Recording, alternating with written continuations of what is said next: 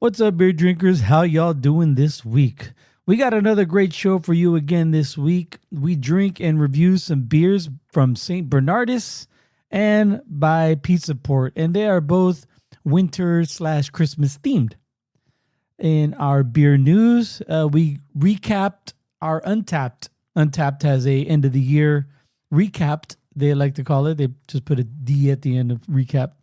And we go through our stats for our beers, all the beers we drank and rated and all that good stuff that comes with it. All the analytics. And then after that, for our Cöld Brüe List, Sorcerer Chromatic runs down the best karaoke Christmas songs, or the best Christmas songs you can karaoke to. And then we also throw in some of our favorites. Then we untap our beers on Untappd. To download the Untappd app and search Cöld Brüe Podcast.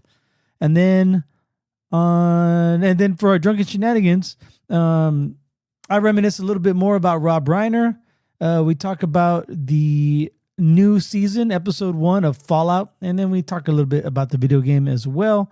And then we end the show, our Drunken Shenanigans segment, with talking a little bit about the 49ers and a little bit about making the playoffs and everything. So had a lot of fun recording this show. Hope you have fun listening to it, and I hope you had a good Christmas. And we will be back one more time this year, and we're going to record between Christmas and New Year's, so I'm not sure what we're going to talk about. And I have a Tap That Takeover coming out pretty soon, so be on the lookout for that. Don't forget to follow us on Untappd, like I mentioned, and on Instagram, and you can find all of our podcasts on Apple Music, Spotify, Podbean.com, and YouTube. So without any further ado, it's time for another Cöld Brüe.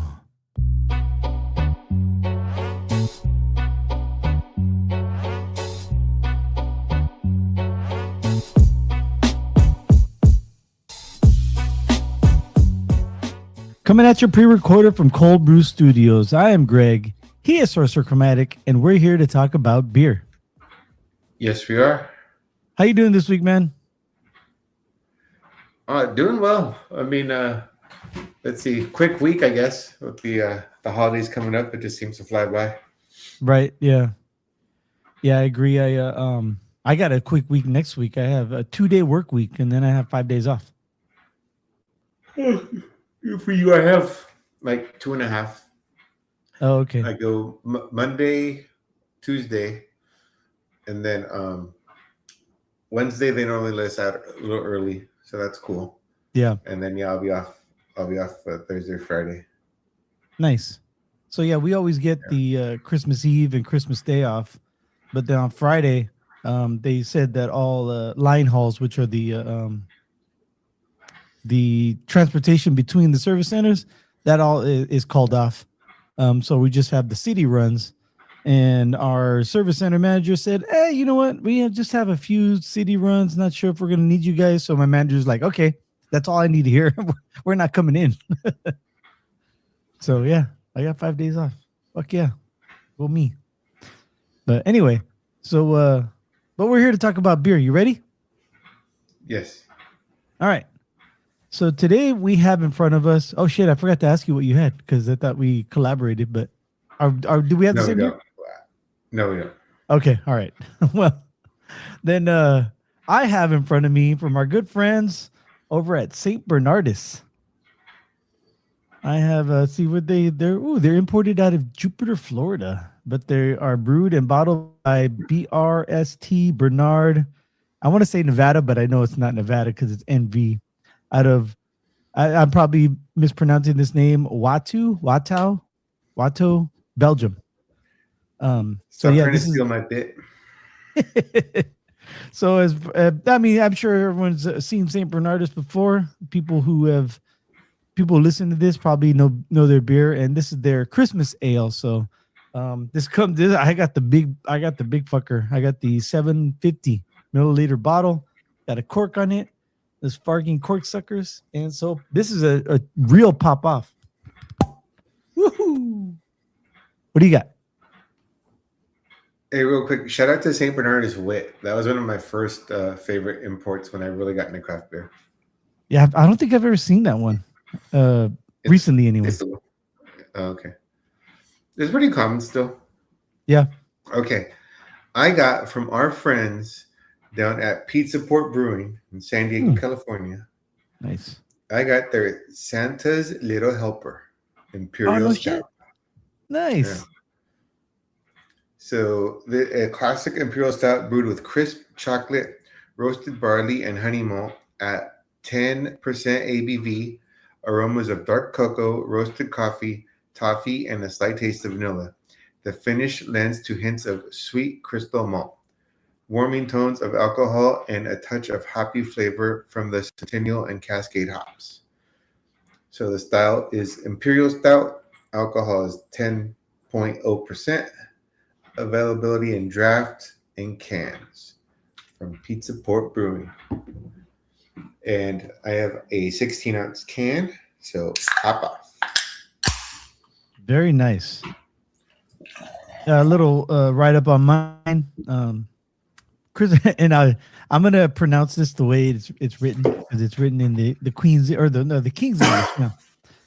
No. The King's English. St. Bernardus Christmas Sale is, as its name implies, a typical winter beer. This dark beer is filled with winter cheer and feels like Christmas in a bottle, warm, cozy, and real, inviting to enjoy together with friends or family. I said cozy because it's spelled with an S. St. Bernardus Christmas Ale takes on splendid dark brown color that is topped off with a cream-colored layer of froth. Yeah, I was about to say frost, but no, it says froth. It's an intensely dark beer with a full yet slightly fruity flavor, overflowing with the tastes of winter and zesty seasonal aromas. Aniseed notes are complemented by hints of creamy caramel and fire-roasted chestnuts. This desiness shows no sinus? There's an E. they put an ES to pluralize sign. Looks like French, actually, which makes sense because they're from Belgium, right? No signs of abating, pushing through to a magnificent finish of dried fruits and chocolate. So the aroma right away, you know what? It reminds me a lot of like root beer, like Barks root beer. The aroma, that's the first my first reaction to smelling it, and then it drinks. It's clean, but it's also got a spicy taste to it. They call it zesty. I call it spicy, and but it's also a little bit on the sweet side. There's a lot of malty sweetness into it. I'm wondering if they're throwing in some Belgian candy in there, like they are known to do. And this is what's it at? 10%. So it is a higher ABV beer. So I'm guessing they put some Belgium dark candy in there, or strong candy. What do they call it? I forgot. But yeah, they threw some of that stuff in there. But it's really good. It tastes like the St. Bernardus. It reminds me of the Abt 12, but just a little bit warmer because of the spices they threw in there, like the anise. So yeah, I'm digging it so far. How's your pizza port?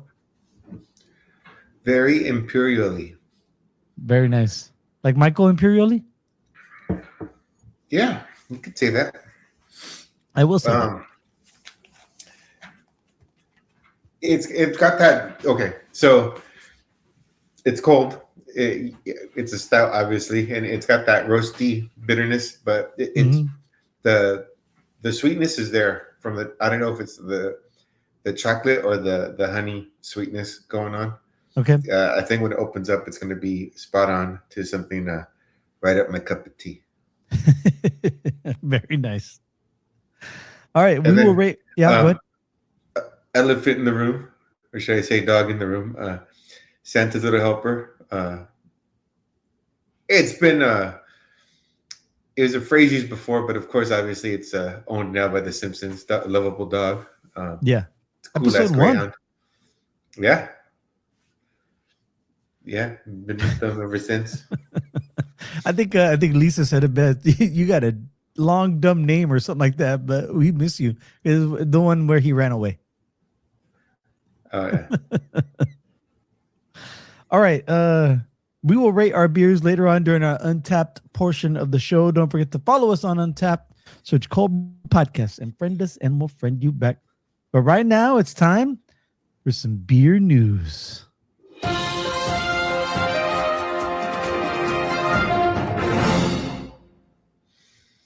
All right, so couldn't really find anything beer news. I mean, a lot of the stories I've been reading and popping up are,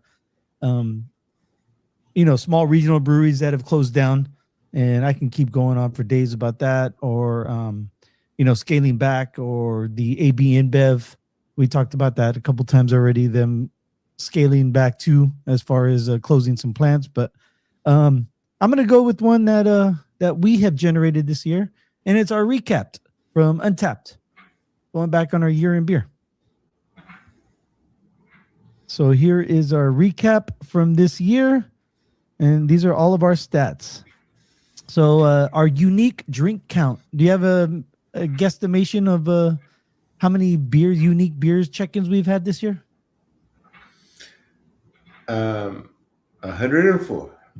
We're not at the end of the year, but no, not quite. 81 unique drink counts. Because there was a couple weeks where I was by myself, or sometimes where we retread some past styles that we haven't had in a while. Yeah, I was trying to think. Let's see. And then styles we tried versus missed. We 45 different styles we had this year. That's 12 more than last year, it says. You tried 45 styles, each one a new star in your style constellation. Oh, that's kind of out there. Look creepy. Out for the... What? Sorry. Kind of creepy. Look out for the 456 others next year. Let's see. The next one is our top style. Any guesses what our top style was for this past year for the beers that we tried on the show? Stout. No, it was actually hazy IPA. And it's the number 2 most popular style on Untappd. But it was our number 1. And then discovering your brightest. Our number 1 highest rated beer on the show was a 5.0 coming in from a 2019 Canadian Breakfast Stout, CBS, by Founders. Among the Celestial Sips, Canadian Breakfast Stout 2019 was your brightest star. It outshone the rest as your top ranked drink. Our top 5 drinks, going from 1 to 5, the aforementioned CBS 2019. Our second highest ranked was 4.8 with the Anniversary 24 from Firestone Walker, which came out in 2020. Our number 3 highest ranked beer was Ripe IPA by Great Notion at 4.8. I don't remember this one. It was Oasis Millionaire was a 4.8. Do you remember that beer?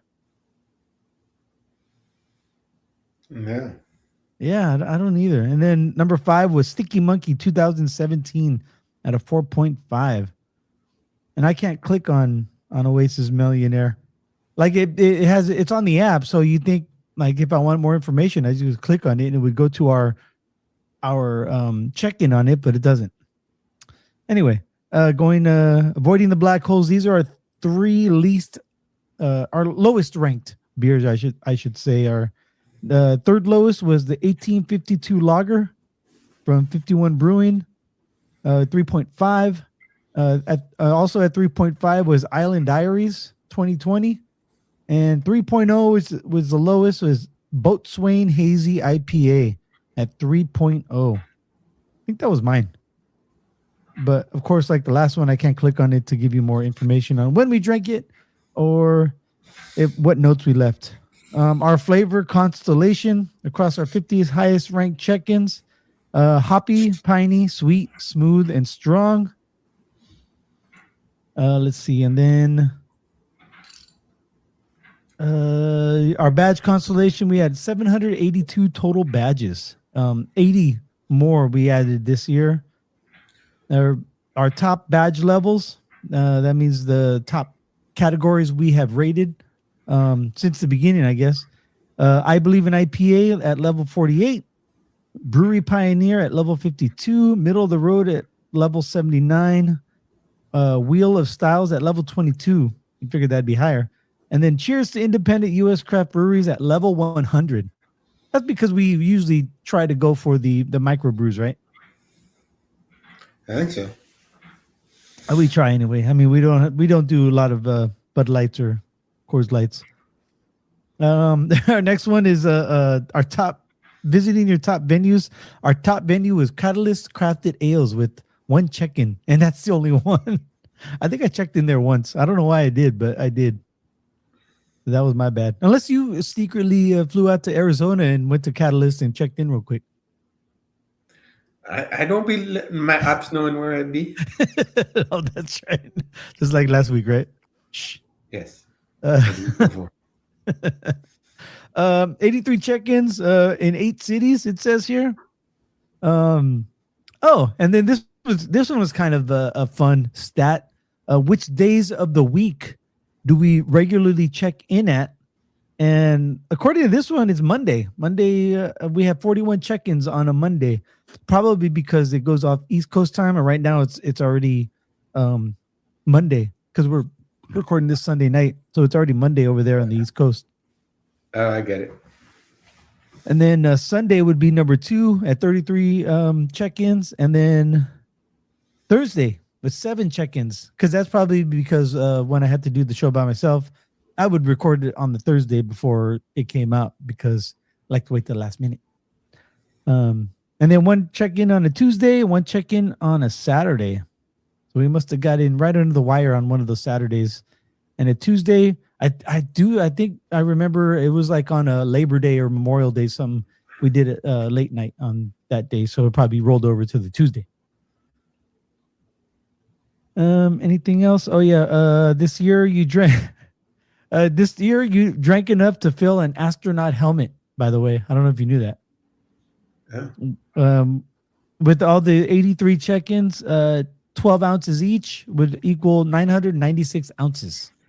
So it doesn't account for pints. It just accounts for, or these 750 liter bottles like I have right now. It just goes by the 12 ounce, the standard, the macro standard, I should say. And that's it. That is our untapped recapped for 2025. Looking forward to a great 2026. So that's all I have for our beer news this week. So do you know what that means? I think I do.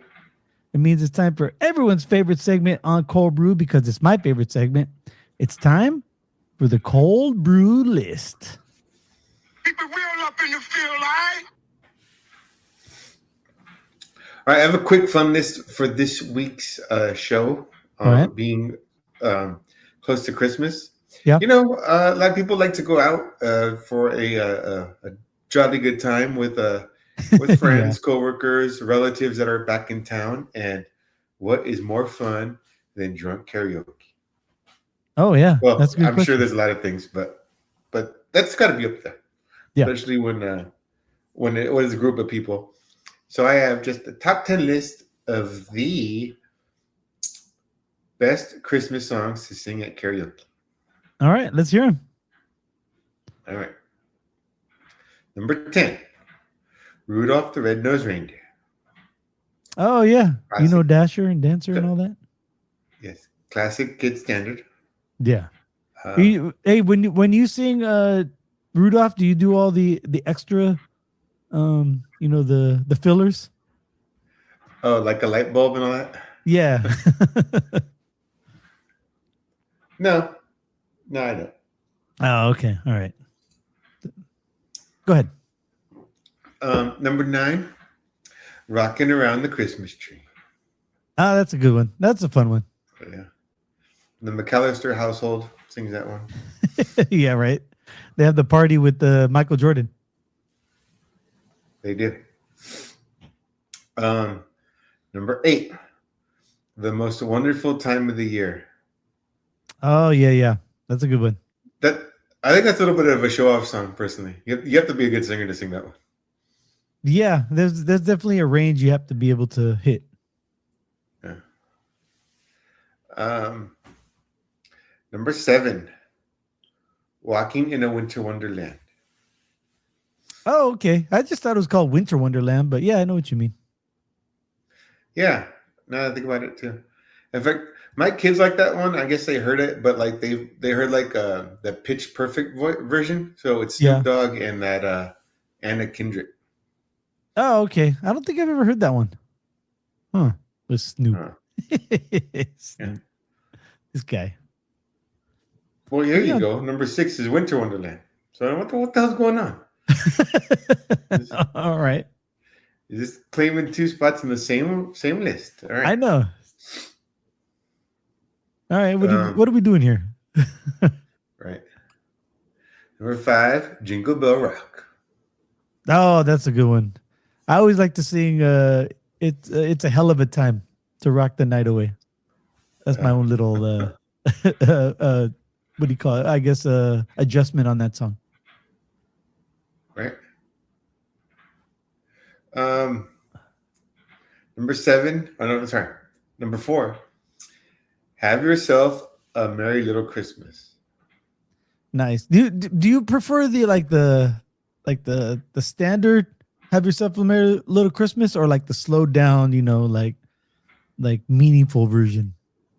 Yeah, I like the slow one too. In fact, too, I was going to throw that with karaoke. If you do the slower song, you should be a better singer.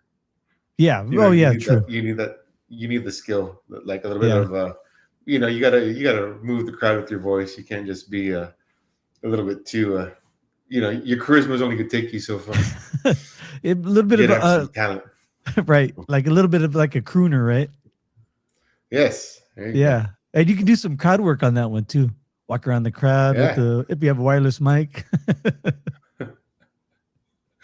How many folks from out of town tonight? get the lounge act going. There you go. Oh shit, that was funny. All right.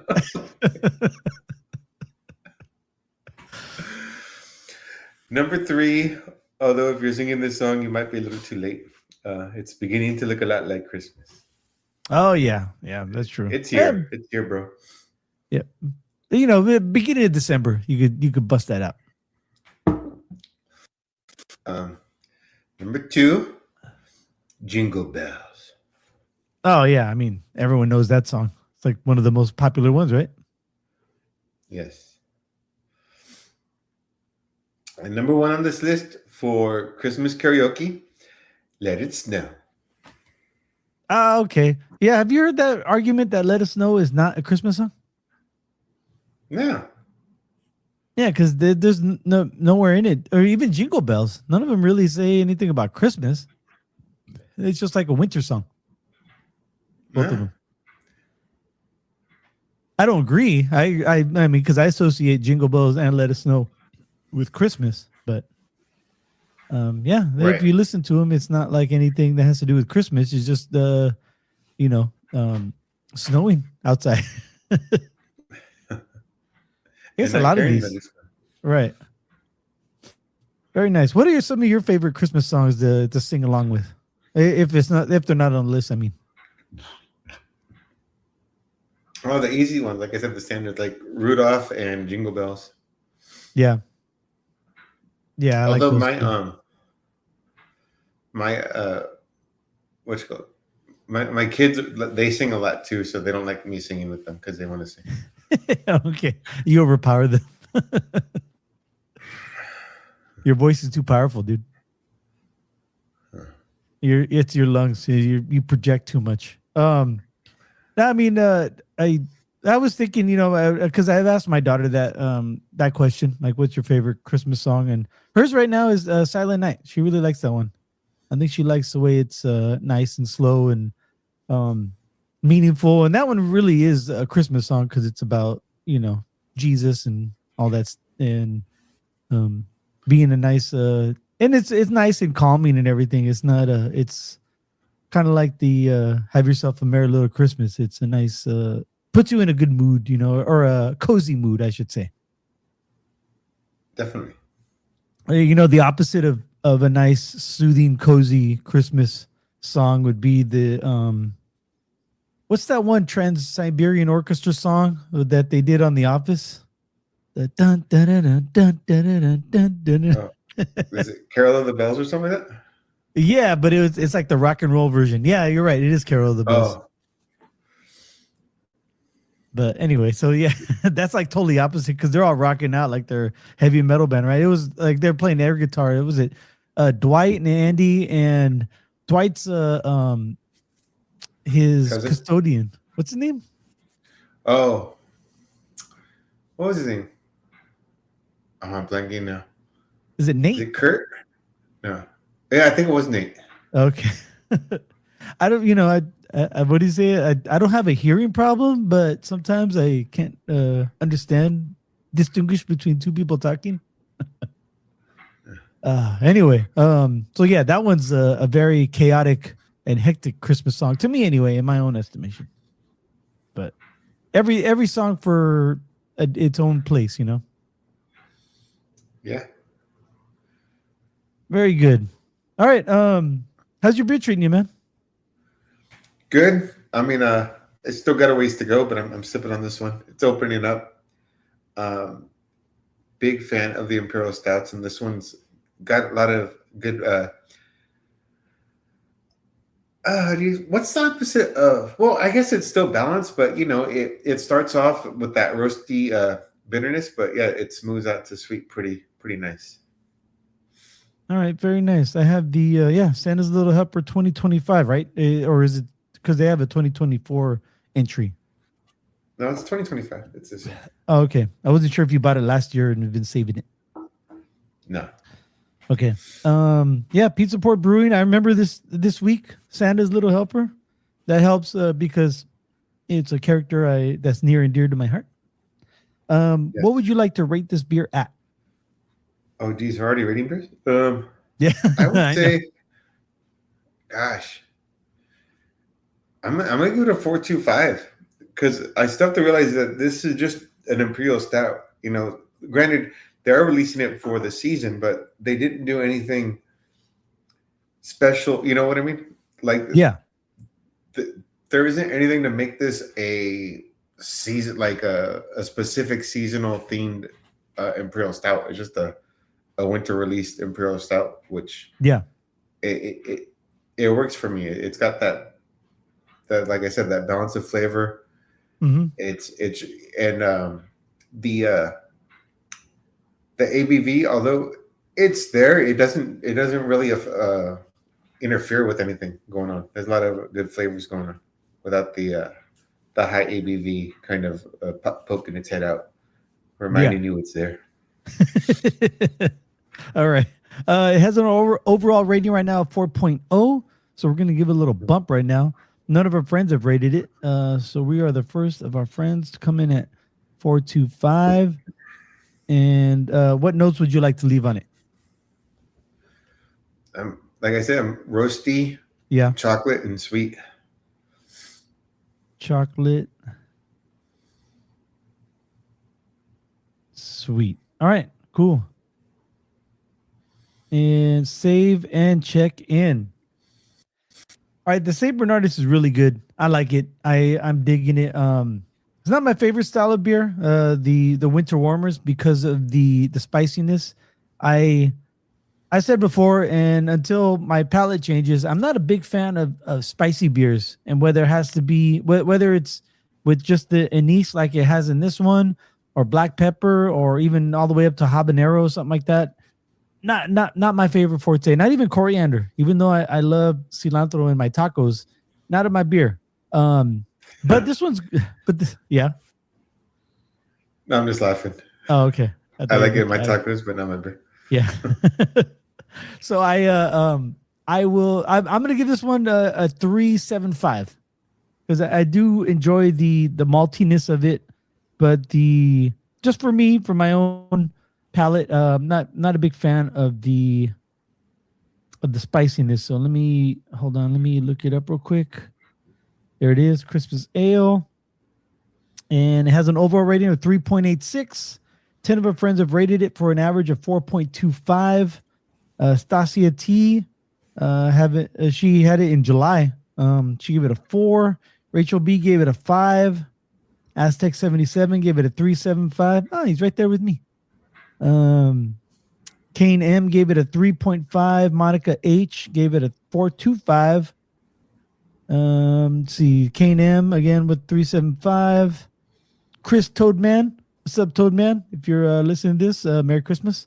He gave it a 4.0. He had it in 2018 though, so these are old check-ins. And it was a 2016. Guess he must have had it in his cellar. And his he took a picture, and his Christmas or his Christmas label looks different than mine. So you see his Christmas sale label right there, Sorcerer? Let me see. Okay, I see it. Yeah, with the little house and the red and everything. Now here's mine. Here's the 2025 version. Okay. So you see it's a little different. Yeah. But anyway. Go back to rating my beer. Christmas ale check-in 3.75, and I'm gonna say it's warm and cozy, spelled with the Z. Save and check in. All right, a couple things I wanted to get to, and I'll get to mine first if you have something, and then I'll sandwich you with some bread on the other side. If not, then I'll just go with mine. My second one. I've been dwelling on this Rob Reiner thing this whole week since we last recorded. I know you did your list, but I was more stuff has come out. I don't want to talk about the gruesomeness of it. I was just the way he affected people in Hollywood, and all the his friends coming out, or people who's worked with him, or the actors and the producers and writers, and everyone started coming out paying tribute to him. It just got me thinking about all the stuff, all the projects he was involved in. And one of the biggest things that it totally slipped my mind last week when we were talking about it is he was co-founder of Castle Rock.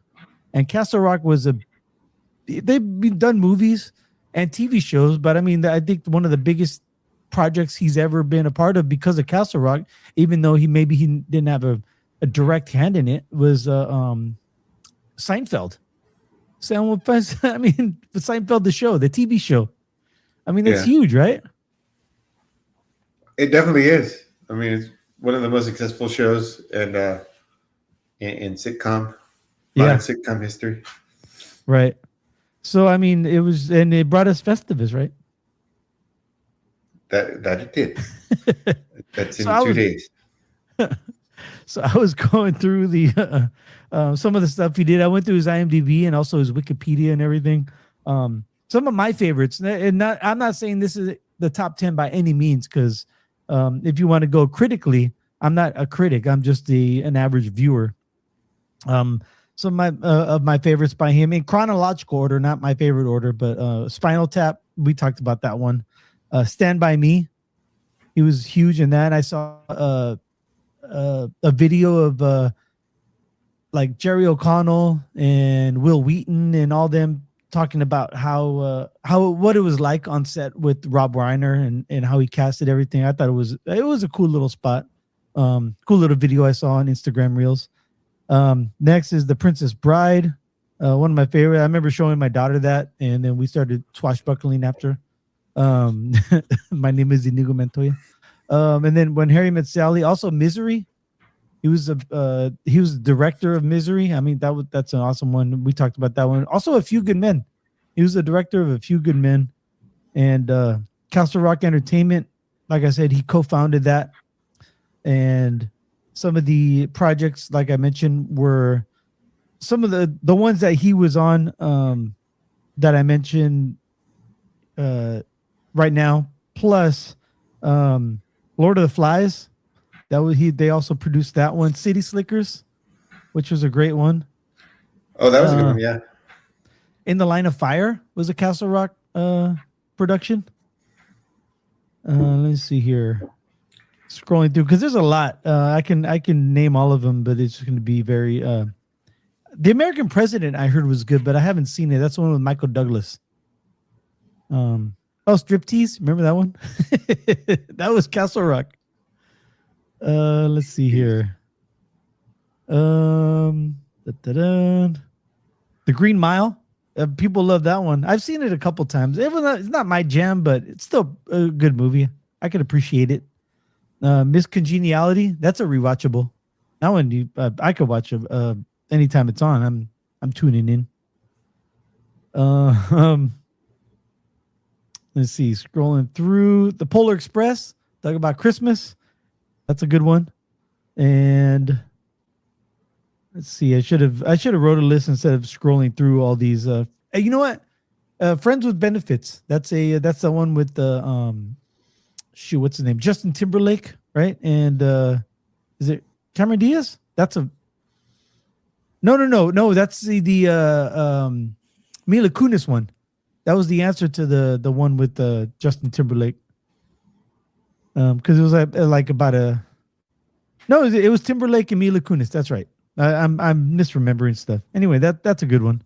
And then yeah, that's about it as far as popular ones, the ones that I am into. But yeah, Rob Reiner is it sucks, man. I'm really bummed. I didn't realize how bummed I would be until they announced his death, and I got to think about it for a week. No, for sure, and just the details surrounding what led up to it. Something my wife has been kind of looking into, and it's unfortunate. I mean, if he went some other way, like if he was sick or maybe like an automobile accident or something. I mean, okay, but your own family, just terrible. Yeah, and it seems like he was the son who's alleged to have commit the act. It seems like he was going through a lot, man, a lot in his own life, and it sucks because his dad and his mom seemed like they would have helped him with whatever he needed, but he just kind of went off the deep end. And I hope those, I also heard, you read the stories about like Conan O'Brien's party and the Bill Hader dust up and everything. I hope those two don't feel like they were directly responsible for it. Right, like some sort of catalyst for him having the start of his downfall. Right. Yeah. Exactly. But everyone's they're gonna react the way they're gonna react, but I don't see it that way. I don't see it as their fault or them directly associated with the acts themselves. Oh, for sure. Anyway, is there anything you want to bring up? Because I have one more thing. Is it Fallout? Oh, yeah. Actually, it wasn't, but I know I just asked you before we recorded too. No, what did you think of the first episode of season 2 of Fallout? I like it. I like it. They're doing a lot more. They definitely set the groundwork. They set the story seeds, and now it's growing. Yeah. Big time. And they're also peeling back you two with the homies history and all that stuff. Yeah. The ghoul. Okay, what's the ghoul's name? Goggins? Oh yeah. The actor, Walton Goggins. That's the actor. But what's his character name? Oh, I forgot. I'll have to look it up. I know. They mentioned it too a couple times. Yeah. It's one of the same, but gosh, he could act. Oh yeah, he's really good. What do you call it? The one scene, the opening scene with the gunners, right? That's the gang that was holding him. No, I forgot the name of that gang. That's a Vegas gang. That's okay. The gunners. The gunners are Fallout 4. This is New Vegas gang. Oh, okay. But they were holding, and they were going to make him walk the plank, so to speak. They're going to hang him. Yeah. And then they had that big dinosaur that Lucy was standing in the mouth of. And that totally brought me. That was the News Vegas scene, right? Yeah, that's Boone's dinosaur. Yeah, yeah. So I was like, oh shit, they had that. I was a little bit real upset. Quick. Cooper Howard. Okay, yeah, there you go. I was looking it up right now, but I kept getting distracted. But the I was a little bit upset at her for like, what are you doing talking? Just this land is not about talk; it's about action. But I guess they're trying to. That's her character, right? She wants to be a diplomat more than action. Right. I mean, they in the recap they showed some of her stuff where like the golden rule, do unto others and stuff like that. And she's there's I think they made a point to show that to show her now and not just trying to negotiate, which by the way it's a subtle nod to the part of the game, right? Your charisma to try to negotiate and stuff. But then too, she wasn't taking kill shots either. She was just kind of grazing them, if you will. Yeah, flesh wounds, and so they'll still be alive, but they'll stop what they're doing. I think that was her goal. But yeah, Walton Goggins, who's also known as the Ghoul, he or Cooper Howard as well. He was just like he's just like, hey, this is live or die out here. There's no in between for him. Yeah. So yeah, he wanted to live. So that's why when he finally got free, I thought she should have killed him sooner. But at the same time, he's a ghoul. It takes a lot for a ghoul to die. You can't just hang a ghoul. No, for sure. If you're gonna hang a ghoul, you better be sitting there for like maybe like 24 hours, because that's how long it might take for them to die. Yeah. Hey, real quick, that gang too, the leader. Do you know what his name in the credits is? Oh no, I didn't see. What was it? Well, the character name, not the actor name, but the character name is Nick the Prick. All right. Oh, that's pretty good. But yeah, they didn't. It was basically just the Ghoul and Lucy the whole time. They didn't really. I mean, they kind of showed on the recap, Maximus and the other, but it was just pretty much them two in this first episode, right? Oh yeah, but then the house character. Yeah, the flashbacks. Yeah. Oh, and then that one dude with the with Bob, the brain on the Roomba thing. He was trying to escape, right? The brother Norm. Yeah. Yeah. Oh yeah, that's right. That's Lucy's brother. That's right. I forgot. Yeah, and then at the very end, spoiler alert if you haven't seen it yet, he wakes up all the cryogenic chambers. Yeah, the Bob's buds. Yeah. Yeah, they showed that, and then they showed that other dude doing the group therapy sessions, which I thought was lame. Yeah. Like, what's the whole point of that? Well, I don't know. What do you say? I have a PhD in event planning or something. Right. And those two that were totally, obviously, they're brother and sister, and they wanted to end the inbreeding ban. Yeah. That was more of a comical portion of the show, but yeah, there was nothing about Maximus or they didn't really show the dad. They showed his aftermath, walking through with the suit, but they didn't really show him or his growth yet. Kind of waiting for him to. Yeah. Well, they showed him like looking at those control chips. Mm-hmm. And like the evolution of the control chip. So it's going to be tinier. So if he starts putting them on people willingly or unknowingly, if you will, it'd be interesting to see if he gets I don't know if he's going to get a whole army of people, but enough people to support him. Yeah, and whoever don't is going to get their head blown off. Right? Did they have those control chips in the game though, or is that a new element they added for the show? Because I don't remember that. I want to say it's part of the show. It's the show story, not the because I'm thinking of, gosh, it's been years since I played New Vegas, and I really didn't even like the house line. I think I killed him right away. I didn't like that. Oh yeah, when he had the option. Yeah. So I don't know, and like as much as I like Fallout, I never really got into deep lore until Fallout 4. Like I played the shit out of Fallout 4. Like Fallout Fallout 3 was my first, even though there was Fallout and Fallout 2. But Fallout 3 was such a better world, and functionality.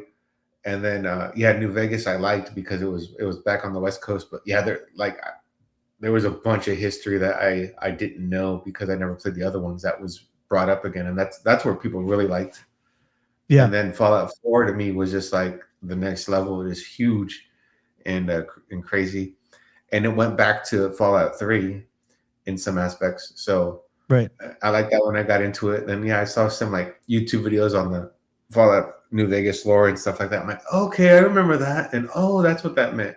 I had some of those moments. Yeah. Yeah. I was introduced to Fallout by New Vegas. I think you let me borrow the game. And so I never played 3, but I played New Vegas, and I thought New Vegas was great. But you're like, oh, if you like New Vegas, 3's even better. The storyline's like better than that. But I never went back because I couldn't really get into it. I think I tried it, but it was going retro in a way that a game that I never played, so I never really got into it. Kind of like same game producer or same company that made the game. Bethesda, right? They make Skyrim or Elder Scrolls, and I went back to Skyrim, and I never played it back when it first came out, so like it was really hard for me to get into. And I think New Vegas was made by Obsidian, though. It got licensed out to a different producer. So that was different. Yeah, they had a team working on it to help fill in the gap because Fallout 4 was coming, but they needed time. And 5's coming out. I don't know if you know that. They announced it. Yeah, I didn't know when though. Yeah, because it's Bethesda, and they're coming out with Elder Scrolls 6. So that's their next game they're working on. So after they come out with that, then they'll be they're probably already. They announced it, so they're already in the works on probably the storyline and everything and getting everything together. So they're thinking late 2020s, early 2030s. So it's going to be a lot. I just read that right now. There's no official release date, but likely after 2030. Wow, that sounds crazy saying that out loud. 2030. I know. We'll be on PlayStation 7 by then. Right. But yeah, I can't wait for that because just like you, man, I played the shit out of Fallout 4. I think I've passed it like 3 different ways. Going to 3 different storylines, whether it was the Brotherhood or the Railroad or what's the other one? I forgot the other one. The Enclave? No, not the Enclave. The Institute. Yeah. Every time I do a build, I always try to do a melee build, but I always end up finding like a badass legendary weapon, and I just jump off of it. You know, yeah. Like I take the easiest out as soon as I get one. You know. Yeah, if you get like a bleeding shotgun, like a legendary bleeding shotgun, you're like, okay, I guess I'm a shooter now, and you always got that one loaded to inflict the most damage. Right. No, I feel you on that. Sometimes I'll try to do like the sneaky route, being stealth and all that. Yeah. That works until you get too confident, and then like that one stealth bonus you get is good, but then everyone else rushes you as soon as you do it, like you blow your own cover. Right. Exactly. Oh, anyway, such a fun game, man. Fucking love that game. And they still haven't really unlocked the Pip-Boy yet on the show. Right. It's there and it's on their wrists and everything, but they haven't really unlocked some of the advantages it gives you in the video game on the show. So yeah, I question if they're going to do that or how that would work. I think that's just more of a game mechanic versus an integral part of the show.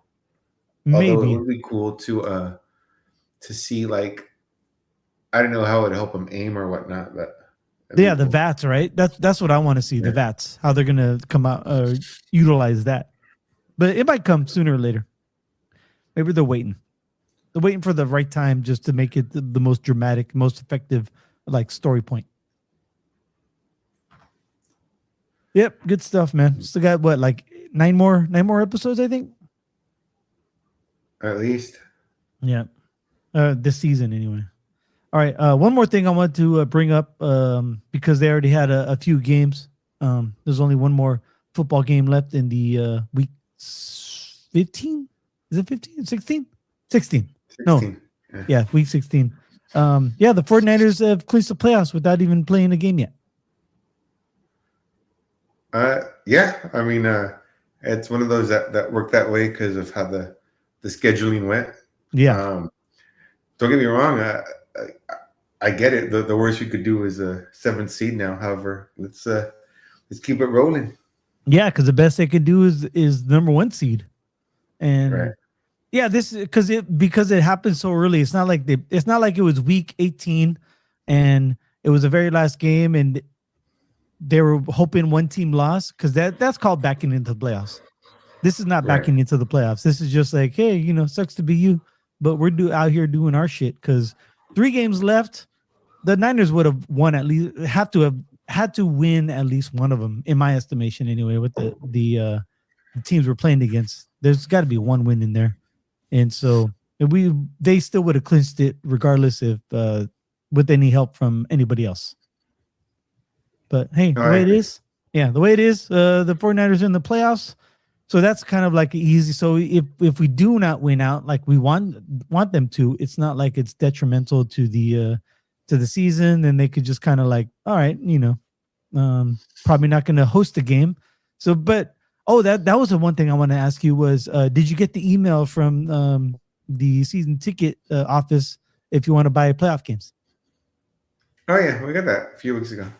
Oh really? Oh okay, all right. So you already have to commit. Yeah. Oh okay. Shit, I thought it was they waited until they got. No, they just want their money now, huh? Pretty much. Okay. And because the 49ers, because Levi Stadium is hosting, do you guys also get into a raffle for the, maybe like a section of tickets? Not you could buy a section, but like to the season ticket holders. They say there is, but I don't know anyone who ever got tickets for that. So yeah, just if your team makes it, that's your best chance, or if you work for a corporation that has tickets. There you go. All right, cool. Yeah, that's about all I have for this week. You have anything else you want to bring up? No, I think I'm good. By the time this drops, I hope everyone had a good Christmas. Yeah.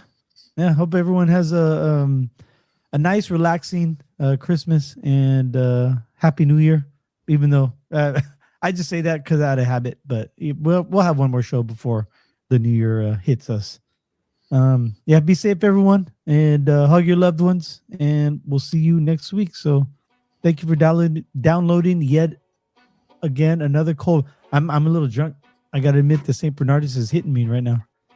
Thank you Thank you for downloading yet again another Cöld Brüe podcast. I am Greg. He is Sorcerer Chromatic, and we'd like to wish you cheers. Until next.